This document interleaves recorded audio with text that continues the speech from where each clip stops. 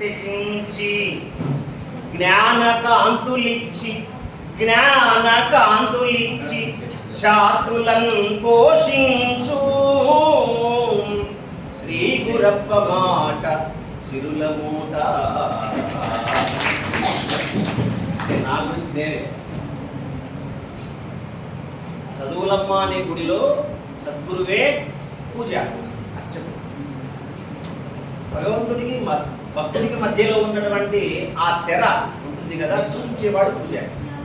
అజ్ఞానం అనేటువంటి చీకటిలో ఉన్నటువంటి ఛాత్రుని శిష్యుని జ్ఞానం అనే వెలుగులోనికి నడిపించేటువంటి వాడే గురువు. జ్ఞానకాంతులించి ఛాత్రులను పోషించేటువంటి అటువంటి ఎటువంటి వాడైనా కావచ్చుగాక శిష్యుడు. బండబారినట్టి దుండగీడైనను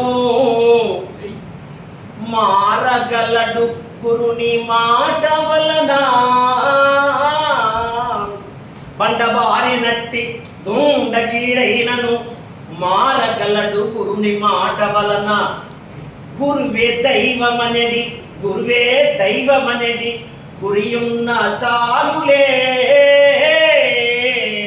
శ్రీ గురప్ప మాట సిరుల మూట. ఎటువంటి వాడైనా కావచ్చు గాక ముఖ్యంగా గురువు మాట వింటే మారుతాడు. అందులో తెలుగేవారు ఎటువంటి వాడు అంటే తెలుగేవారికి ఉండాల్సిన లక్షణం. ఇందాక సోదరుడు తన మనసులో ఉన్న ఆ బాధను వ్యక్తం చేశాడు. మనమంతా తెలుగేవారులమే కాబట్టి తెలుగు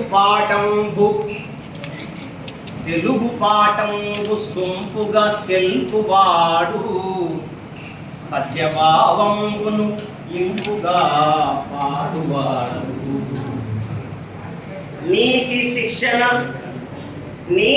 శిక్షణ న్యాయంబు నెరపువాడు